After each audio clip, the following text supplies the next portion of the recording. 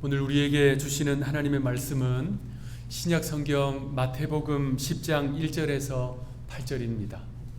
마태복음 10장 1절에서 8절, 저와 여러분들이 한 절씩 교독하시고 마지막 8절 말씀 합독하겠습니다. 예수께서 그의 12 제자를 부르사 더러운 귀신을 쫓아내며 모든 병과 모든 약한 것을 고치는 권능을 주시니라.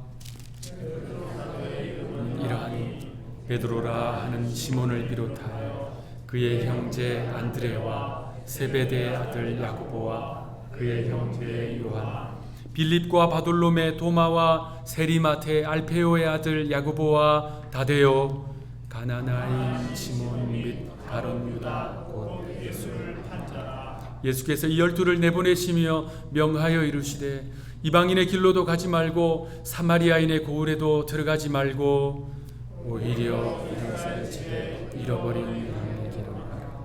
가면서 전파하여 말하되 천국이 가까이 왔다 하고 병든 자를 고치며 죽은 자를 살리며 나병한 자를 깨끗하게 하며 귀신을 쫓아내되 너희가 거저 받았으니 거저 주라. 아멘.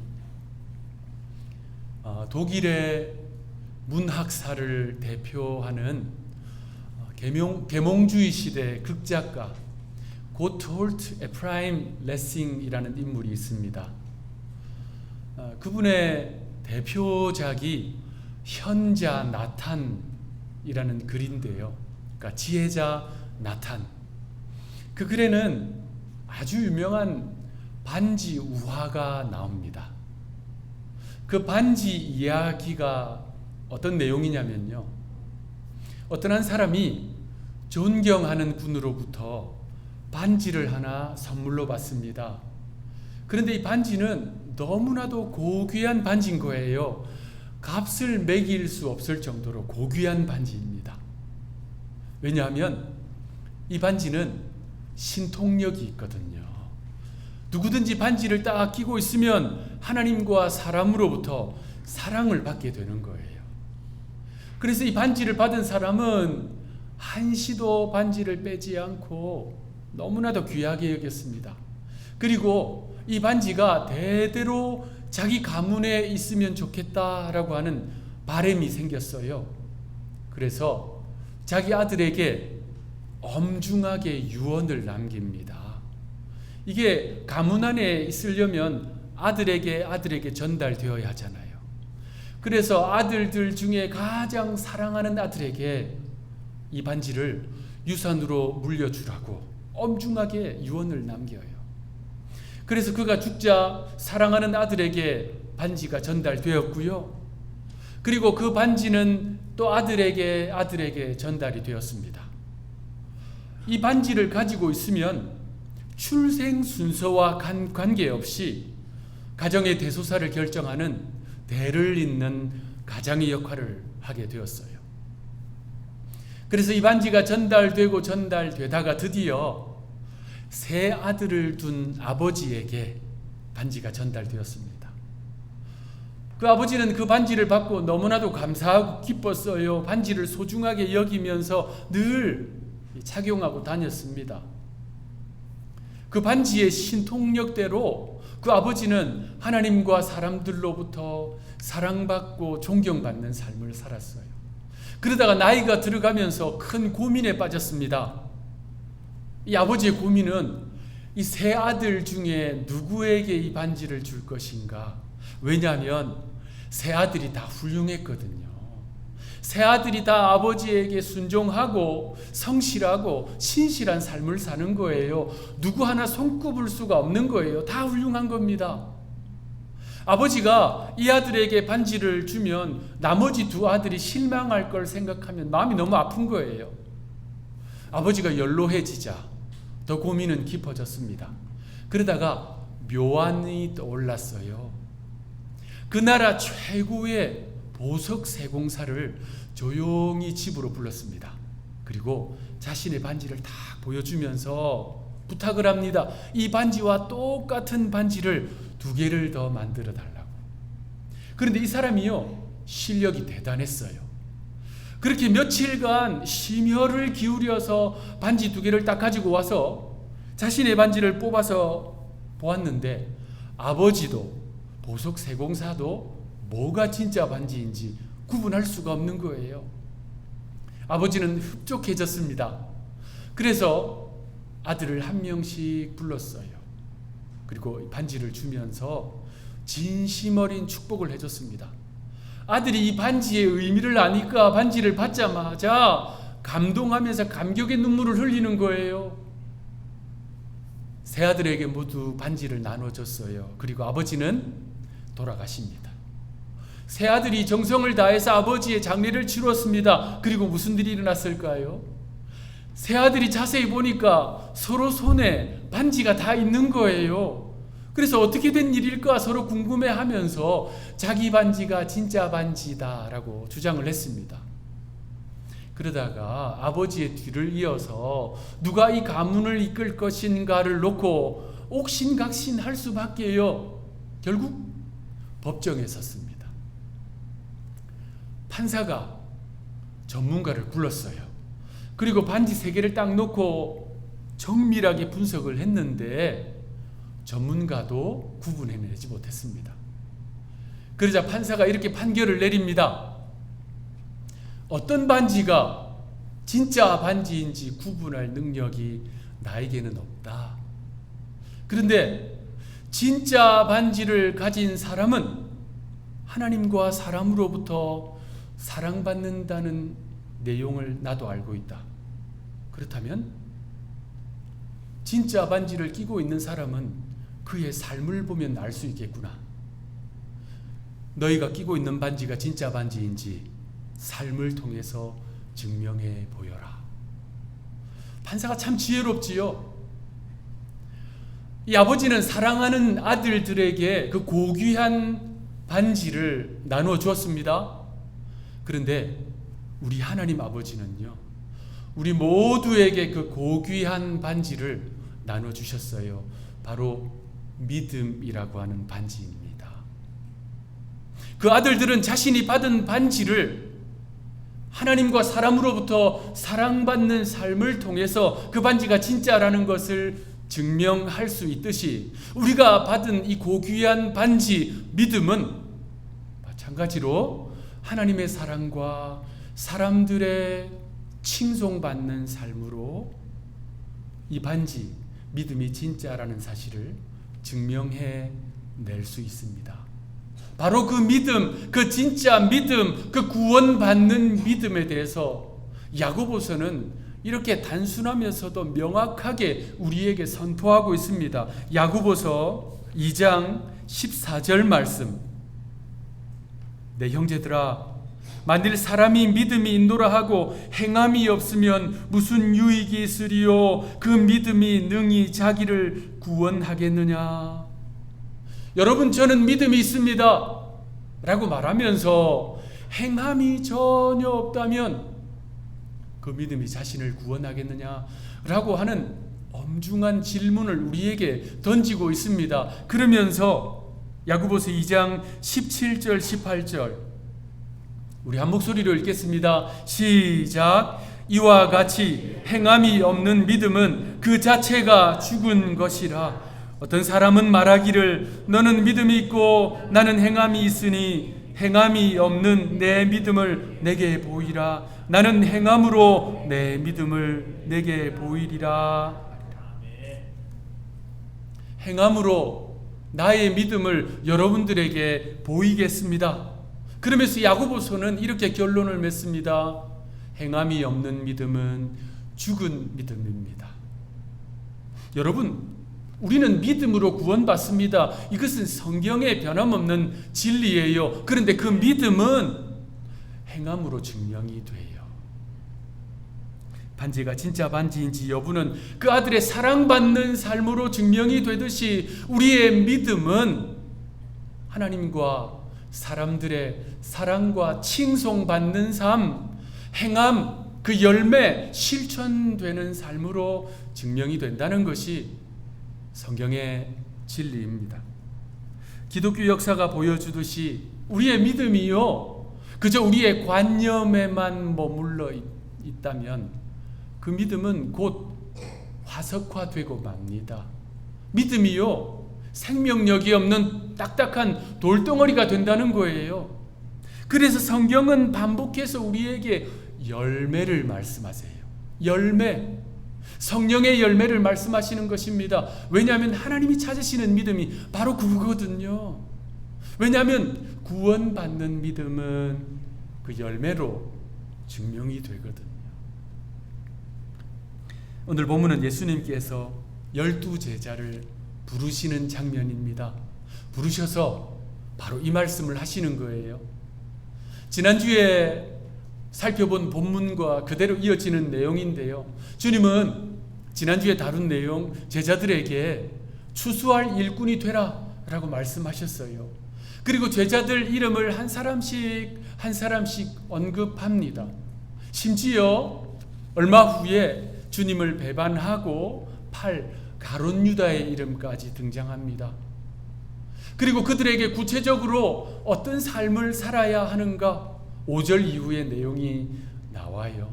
그것은 주님이 행하신 삶, 천국 복음을 전파하시고 하나님의 나라의 일을 가르치시고 가난하고 소외되고 약하고 아픈 자들 돌아보고 그들을 치유하는 일에 참여하고 동력하는 그 일, 바로 주님이 행하신 그 일을 행하라고 그들을 부르신 것입니다.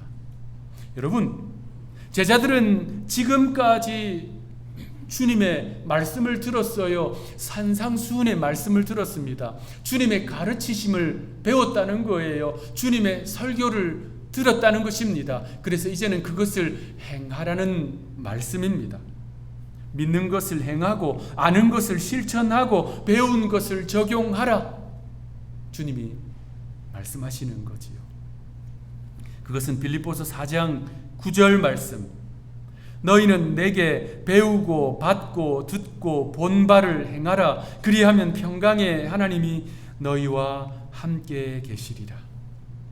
주님으로부터 배우고 받고 듣고 본 바를 행해야 할 그 사람들의 이름을 오늘 성경은 쭉 기록하고 있는데, 그 부르심은요, 그 12제자들에게만 해당되는 것이 아니지요. 이 자리에 서 있는 저와 이 예배에 동참하고 있는 여러분 모두, 그리고 영상으로 예배드리는 우리 성도들까지 다 포함되는 줄로 믿습니다. 주님은 바로 그 주님을 따르는 길, 제자의 길로 우리를 부르시고 계신 거예요. 독일의 목사님이며 신학자인 디트리 본회퍼라는 분이 있습니다. 그분은요, 예수 그리스도에 대한 자신의 믿음과 입술의 신앙의 고백을 그대로 삶으로 살아낸 분입니다. 히틀러가 2차 세계대전을 일으켜서 전 세계를 고통의 수렁으로 빠뜨리고 있을 때 이 본회퍼 목사님은 히틀러와 나치에 대해서 온 힘으로 저항을 했어요. 그러다가 체포되었고 감옥에 투옥되었습니다. 그리고 그 감옥에서 39살 젊은 나이에 처형되고 맙니다. 그가 신학교 교수였는데요, 신학적인 천재가 나타났다, 다 이렇게 칭송을 받던 그 인물이었습니다. 그런데 여러분, 그리스도인이 당하는 고난이 하나님의 외면하심의 증거가 될 수 없듯이 그리스도인의 이른 죽음은 결코 하나님의 버리심의 증거가 될 수 없습니다. 그는 비록 짧은 생애를 살았지만 그의 삶과 죽음, 그의 인생에서 남긴 그 족적들, 그리고 많은 저서들, 그것은요, 결과적으로 수많은 교회를 일깨웠습니다. 그리고 그리스도인들에게 거룩한 믿음의 도전을 주고 있습니다. 그 가운데 그의 대표작이 나를 따르라 라는 제목의 책이에요. 바로 예수님께서 제자의 길로 부르시는 제자도에 대한 내용입니다. 그는 그 책을 은혜에 대한 이야기로 시작합니다. 은혜에 대한 내용으로 시작하는데 교회가 직면하고 있는 가장 큰 위기, 교회를 위험에 빠뜨리는 가장 큰 적이 무엇인가? 그것은요, 이단이나 어떤 세력이 아니라는 거예요. 그것은 바로 값싼 은혜라고 말합니다. 내용을 한 구절 인용해 드리면요, 값싼 은혜는 우리 교회의 철천지 원수다. 오늘날 우리의 싸움은 값비싼 은총을 얻기 위한 것이다. 여러분, 은혜가 무엇입니까? 값을 지불하지 않고 받은 것을 말합니다. 그러니까 값없이 받은 선물, 이게 은혜지요. 앞서 제가 말씀드린 그 반지 우화에 나오는 아버지가 아들들에게 준 그 반지, 그것이 은혜입니다. 아들들은 그 반지의 가치를 알기 때문에 받자마자 감격의 눈물을 흘렸어요. 아들들은 그 반지에 대해서 아무런 대가를 지불한 것이 없습니다. 그게 은혜지요. 그런데 대가를 지불하지 않고 값없이 받았다고 해서 그것이 싸구려이기 때문이 아니지요. 값어치가 없기 때문이 아닙니다. 도저히 그 값을 지불할 수 없기 때문에 그저 준 것, 그것이 은혜입니다. 그런데 그러한 은혜를 가치가 없는 것으로 만들어버리는 것, 싸구려로 만들어버리는 것, 그것이 바로 값싼 은혜라는 것입니다. 값싼 은혜란 회개가 없는 죄사함이요, 죄의 고백이 없는 성만찬이요, 십자가가 없는 신앙이요, 예수 그리스도를 본받음이 없는 신앙이다 라고 말합니다. 여러분, 자신의 죄에 대한 철저한 회개와 반성, 그리고 변화가 조금도 없는데 죄사함과 용서를 가르치고 선포하는 것, 그거예요. 예수님께서 십자가에서 당하신 그 엄청난 고난, 그것을 통해서 이루어주신 죄사함을 싸구려로 만들어버리는, 값싼 은혜로 만들어버리는 것입니다. 뿐만 아니라 구원과 천국을 약속하는데 주님의 말씀에 대한 순종이 없고 맡기신 사명에 대한 충성이 없고 헌신의 열매가 전혀 없는데, 구원과 천국에 대해서 약속하는 것은, 그것은 주님의 죽으심과 부활과 승천하심을 통해서 우리에게 약속해 주시고 허락해 주신 그 구원과 영생을 싸구려로 값없는 것으로 만들어 버린다는 것입니다. 보네퍼 목사님은 그러한 값싼 은혜가 교회를, 성도의 신앙을 병들게 하는 가장 치명적인 적이다 라고 우리에게 가르쳐 주고 있습니다. 여러분, 그렇게 싸구려 상품처럼 주어지는 죄사함, 어쩌다가 얻어 걸린 구원, 그것은 진짜일 리가 없습니다. 우리는 그러한 값싼 은혜에 현혹되지 말아야 합니다. 왜냐하면 하나님께서 자기 독생자를 주시면서 우리에게 주신 그 죄사함과 구원과 영생이 어떻게 값싼 은혜가 될 수 있겠습니까? 너무나도 값비싼 은혜이지요. 그래서 우리는 값싼 은혜를 추구해서는 안 됩니다. 값비싼 은혜를 추구해야 합니다. 그것은 바로 자신의 삶으로 믿음을 살아내려고 치열하게 영적인 투쟁을 하는 것, 아는 것을 실천하고 믿는 것을 삶으로 살아내는 그 삶, 그것이 값싼 은혜가 아닌 값비싼 은혜를 믿고 인정하는 그리스도인의 삶입니다. 그래서 주님은 이렇게 말씀하셨어요. 마태복음 16장 24절, 우리 한 목소리로 읽겠습니다. 주님이 우리에게 주시는 말씀이에요. 시작.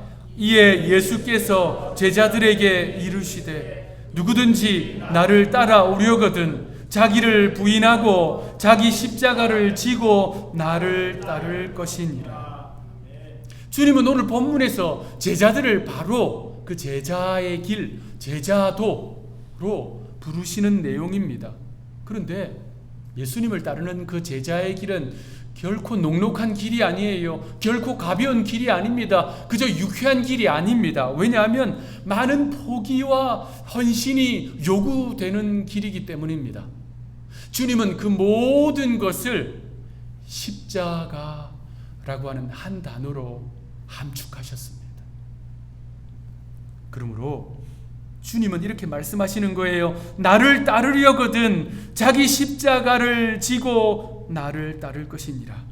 주님을 따르기 위해서는 반드시 십자가를 짊어지고 따라야 한다는 것입니다. 그냥 따를 수가 없어요. 십자가를 짊어지고 따라야 합니다. 그러니 십자가가 없다면 주님을 따르는 것이 아닙니다. 십자가를 감당하고 있지 않다면 주님을 따르는 것이 아닙니다. 주님을 따르지 않고 있는데 어찌 그의 삶에 구원이 있다 말할 수 있습니까? 그래서 주님 말씀하셨어요. 자기 십자가를 지고 나를 따를 것이니라. 자, 그런데 우리가 오해하지 말아야 할 것이 있습니다. 주님을 위해 십자가를 지는 것이 아닙니다. 주님을 위해 봉사하는 것이 아니에요. 주님을 위해 헌신하는 것이 아닙니다. 주님을 위해 순교의 피를 흘리는 것이 아닙니다. 뭐라 말씀하셨어요? 자기 십자가를 지고. 자기 십자가예요. 주님을 따르기 위해 우리가 마땅히 짊어져야 할 자기 십자가입니다. 그러니 그 어떠한 보상도 바라지 않고 마땅히 짊어지고 가야 하는 것입니다. 이미 주님께서 자신의 생명을 내어주셔서 우리에게 죄사함과 구원과 천국, 그 무엇과도 비교할 수 없는 고귀한 반지 주셨거든요. 그거 감사해서 감사한 마음으로 주님을 따르기 위해 마땅히 짊어져야 할 나의 십자가, 자기 십자가입니다. 그래서 자기 십자가는 그리스도인의 자기 신분증이에요. 자기 신분증. 나는 그리스도인입니다. 나는 예수의 제자입니다. 나는 천국을 상속받은 사람입니다. 라고 하는 자신의 신분을 보여주는 신분증이 십자가예요. 우리가 일상에서 자주 경험하는 일, 어떤 중요한 일을, 업무를 보려고 하면요, 아이디 카드가 꼭 있어야 됩니다. 어디 공적 기관, 예를 들어 뭐 은행이나 또는 우리 DMB 갈 때 아이디 카드를 꼭 요구합니다. 제가 얼마 전에 은행에도 일 처리할 게 있어서 가고, 그리고 DMB에도 갔었거든요. 아이디 카드를 먼저 요구하더라고요. 아이디 카드 있어야 됩니다. 내가 누구인지를 보여줄 수 있는 아이디 카드. 얼마 전에 우리 성도가 병원에 입원하셔서 병원 신방을 갔었어요. 그 병원 입구에서도 아이디 카드를 요구하더라고요. 아이디 카드 있어야 들어갈 수 있다는 것입니다. 그래서 아이디 카드 꺼내서 보여드렸어요. 함께 신방 가신 우리 성도님은 아이디 카드를 집에 놓고 오신 거예요. 아이디 카드 없으면 못 들어간다는 겁니다. 그래서 다행히 다른 것으로 자신을 증명하고 함께 병원 신방을 했습니다. 십자가는 그리스도인의 아이디 카드입니다. 나는 그리스도인입니다. 나는 예수의 제자입니다. 나는 하나님의 백성입니다. 나는 구원과 영생을 상속받은 사람입니다. 무엇으로 증명할 수 있나요? 자신의 아이디 카드, 자신이 짊어지고 있는 그 십자가. 그래서 우리는요, 그 십자가 짊어졌다고 자랑할 것이 없습니다. 왜냐하면 내 십자가거든요. 자기 아이디 카드이거든요. 죄를 버타하면서 살아갈 수밖에 없는 나를 구원해 주신 것, 그거 감사해서 나의 구주 예수님, 사랑하는 예수님 따라가겠다고 짊어지고 있는 내 십자가거든요. 폴 트루니에라고 하는 의사가 있습니다. 스위스의 유명한 정신의학자예요. 이분이 특히 목회 상담하기에 있어서 아주 큰 업적을 남겼어요. 이분이 십자가에 대해서 이런 이야기를 했습니다. 기독교는 자신의 십자가를 단순히 지고 가라고만 가르치지 않는다. 오히려 기쁘게 지고 가라고 가르친다. 그렇게 자기 십자가를 기쁘게 짊어지고 가는 그가 바로 그리스도인이다. 초대교회 때부터 지금까지 2000년 교회사를 쫙 살펴보면 명확하게 둘로 딱 나뉩니다. 값싼 은혜를 구하는 사람들, 값비싼 은혜를 갈망하는 그리스도인. 여러분, 주님을 따르기 위해서 자신의 십자가를 달게 지고 기쁘게 지고 따라가는 헌신된 그들, 값비싼 은총을 알고 믿음의 길을 걸어가는 그들을 통해서 지금까지 기독교 신앙이, 진짜 구원받는 신앙이 면면이 이어져서 우리에게까지 온 것입니다. 자, 그렇다면 여러분은 어떤 십자가를 짊어지고 계십니까? 여러분의 어깨에는 십자가가 있습니까? 스스로 나는 그리스도의 제자입니다. 주님이 걸어가신 길을 따라가고 있습니다. 나는 하나님의 백성입니다. 를 증명할 수 있는 여러분의 아이디 카드, 십자가가 무엇입니까? 하나님 나라 들어가기 전에 아이디 카드 보여주면서 병원 신방 들어갔듯이 제가 짊어지고 주님을 따라왔던 십자가, 저의 아이디 카드가 이것입니다 라고 보여줄 수 있는 십자가가 있습니까? 말씀을 마무리하겠습니다. 오늘도 저는 열쇠로 목회실의 문을 탁 열고 주일을 시작했습니다. 저에게 여러 열쇠가 있는데, 교회 열쇠도 여러 개가 있는데 그 열쇠가 제일 반질반질합니다. 왜냐하면 제일 많이 사용하거든요. 사용하지 않는 열쇠는 곧 녹이 씁니다. 그런데 사용되는 열쇠는요, 쓰임받는 열쇠는 항상 반질반질합니다. 우리의 믿음도 정확히 동일합니다.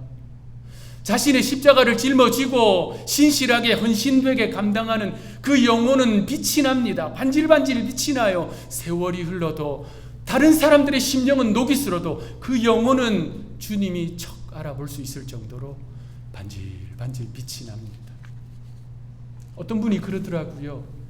교회에는 늘 세 부류가 있답니다. 어느 교회나 마찬가지예요. 그 세 부류가 뭐냐면요, 구경꾼, 말꾼, 일꾼이 있답니다. 어느 교회나 마찬가지래요. 구경꾼, 늘 손님처럼 있으면서 대접만 받으려고 하는 구경꾼, 여기저기 다니면서 말을 퍼뜨리고 다니는 말꾼.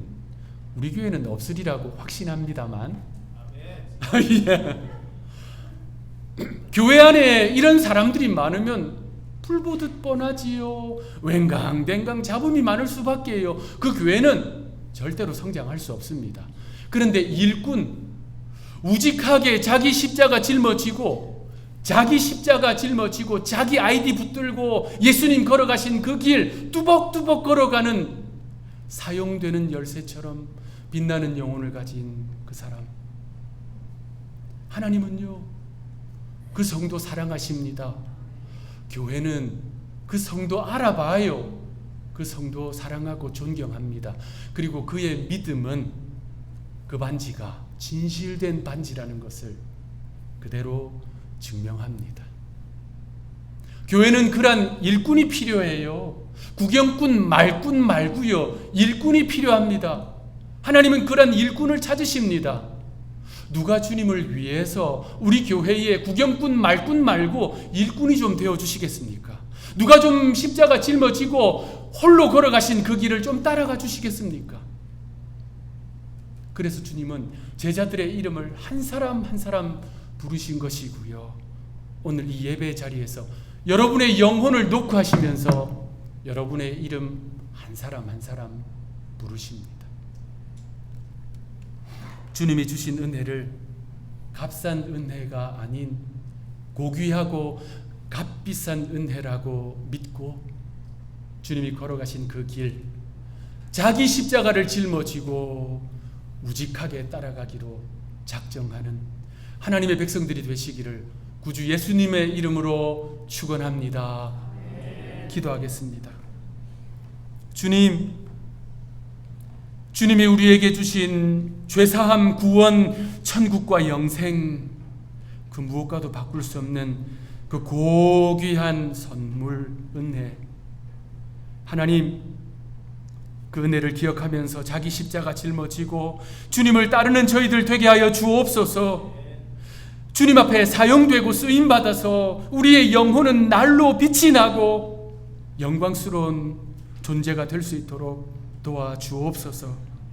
저희를 오늘 말씀을 통해 제자의 길로 부르신 은혜에 감사하고 우리의 삶이 제자도를 걸어가는 삶이 될 수 있도록 결단하는 복된 심령들 되게 하여 주옵소서. 우리 구주 예수님의 이름으로 기도하옵나이다.